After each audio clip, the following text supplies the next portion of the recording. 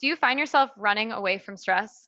In this episode of the Stress Less Show, we take an alternative approach. We tackle how to increase your capacity to handle stress rather than avoid it.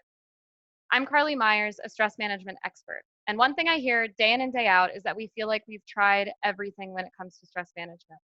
We may have tried the mainstream approaches to managing our stress, but have we really gotten to the root of the issue? Each episode, I bring on experts and leaders to not just put a band aid on your stress, but to actually get to the root of the issue. This month, we're focused on physical health. It's one of the top stressors in the United States. And specifically, I brought in an expert to talk about increasing your capacity to handle stress.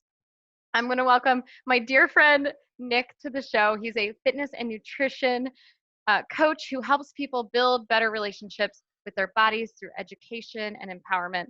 He competes in natural bodybuilding, plays multiple instruments, and is a complete nerd. I can vouch for that, especially for all things health and functional medicine. So welcome to the show, Nick. Thank you so much, Carly. Yes. I'm happy to be here.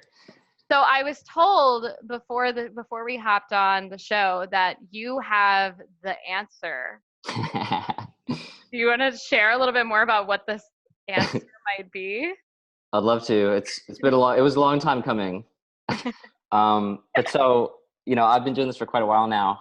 And so when I was younger, when I was a kid, I'd started getting into fitness and just like recognizing all the things that come along with, oh, wow, I can change my body. And so I had this epiphany that you could change your body in countless ways. And so all the adults around my life, like they were out of shape and not healthy. And, I stumbled upon this epiphany. And then, so I started getting into fitness. And so I realized you could change your body and how it looked, how it felt, how it performed, and just all manners of speaking. And so, through training and proper nutrition and lifestyle, I've just all of a sudden felt empowered. And so I got deep into it, started going down the rabbit hole, and as you said, like I'm a super nerd. So I read all the books and was just like trying to get my hands on anything I could. And so, while I was running around, looking for the perfect food, I was looking for the perfect diet, the perfect exercise, perfect training program, and just like all that nonsense. Right. And I tried like all of it as well. As soon as I found something new, I was, oh, wait, like that might work. That makes sense. Let me go do that. Right. Because if it doesn't, pass through the filter of my body, it's worthless. Sounds like shiny object syndrome a little bit. I mean, yeah, I would have done anything, right? It's kind of like, for me to get like leaner and more muscular and just like have complete mastery of my body. It's like, okay, I have to eat dirt. Like how much, like just whatever. I'm a worm now. That's it. Yeah, exactly. Right. So, sometime along the way, I was already working in fitness at this time.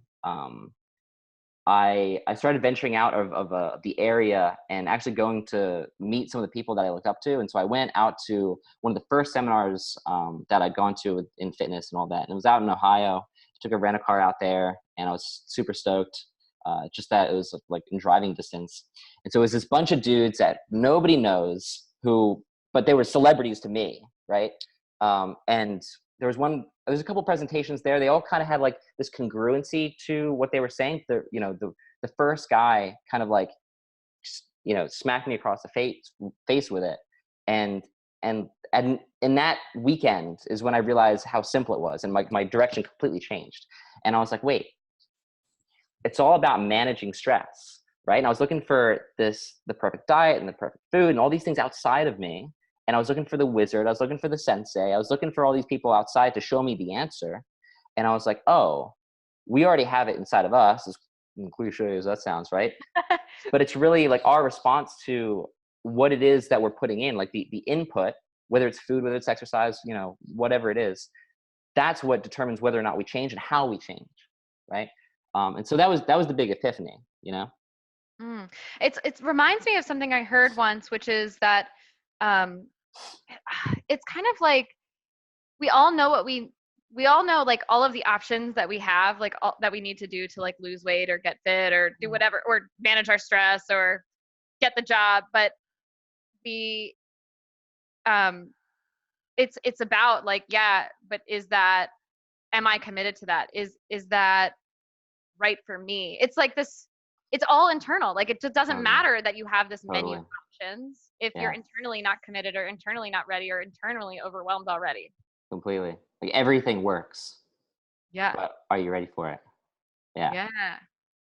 That's that feels good.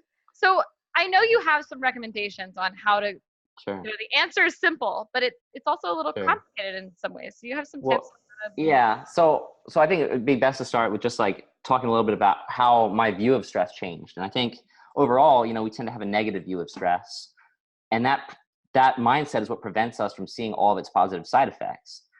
But we got to understand that stress itself is really just our adaptive response to the changes in the world around us, right? And so that nasty feeling of stress, when we talk about stress, like that nasty feeling, like that feeling right before you start ugly crying, right? It's Yeah. it's really just overwhelm. It's too much stress. It's an excess of stress. It's too much stimulation. And so that's when the changes to the environment have surpassed our ability to deal with them, right? It's just too much. So I think we need to understand that like stress is first unavoidable. Like it's not so there's a stress researcher back like the early 20th century, Hans Selye. So this is where all stress stuff comes from. And so he said it's not stress that kills us, it's our reaction to it, right? So it is indeed all inside of us. And so stress itself is unavoidable, especially hidden in chronic stress, because if we have a stimulus but it's constant, our bodies just ignore it. So we start layering all this stress that we no longer become aware of, and it weighs us down, right? And so the problem with that is that chronic stress can ruin our health. And Mhm. so this is where a lot of medical recommendations come from these days, where just chronic stress is such an issue. So when we are under stress, like we release stress hormones to overcome the stressor, which is that's the goal, to overcome it. But sometimes they don't go away, like constant financial stress, emotional stress, and this has all kinds of terrible things associated with it. Like, as a woman, it disrupts your menstrual cycle. It disrupts digestion, which can lead to malnutrition and even IBS, irritable bowel syndrome, because you're not digesting and assimilating the foods that are coming into you, right? So that's important. Cortisol itself depresses immune function, so you become more susceptible to infection.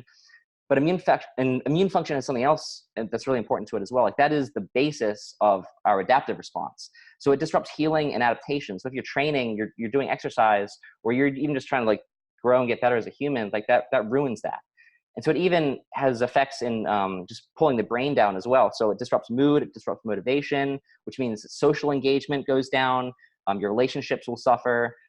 You might even notice, like, if you're really stressed out, like you have a hard time remembering names, like brain, focus goes down, cognition, all that kind of stuff. So stress is bad for health, right? Um, I always say, at the risk of being a drama queen, stress is ruining our lives. stress, yeah, it really is though. But so, like I said, the stress is what happens inside, not outside. So it's inside our head, and it's really just perception, right? So the response to stress won't change until our beliefs change. And so this is all stored in a part of your brain called the amygdala. And so this is where we store fears based on past experiences. And so anytime something happens to you, like all of the sensory inputs, they go here first to determine whether this is stressful or not, subconsciously, before you even know what's happening. So this is why, because it's subconscious, this is why like changing the mindset, changing the belief system is like really important first, right? So because the brain is comparative, it's like, hey, is this better or worse? Is it more? Is it less? Is it safer? Is it more threatening, right? So instead, we want to think about stress as an opportunity. Like it's just stimulation, possibly in excess of our capabilities, and that's what like makes it exciting. Like it arouses us, right? But so, we want to think about it as an opportunity to grow. And so there's research out there by this Dr. Crum, and one of the things that comes up with that is, we can't always avoid stressors. So avoiding them will make us miss the opportunities to grow. Instead, we can optimize the stress response and focus on adapting to our stressors. Essentially, like go to the thing that makes you stressed out and go win, right? If it's something that's chronic, then we just want to remove that. So looking at it in this new way, we want to think about this, and instead of avoiding stress, we want to increase our capacity to handle it, increase the bucket, and all of a sudden, the thing that used to stress you out isn't stressful anymore. One of the ways we can do that is just by going to the gym and getting stronger, right?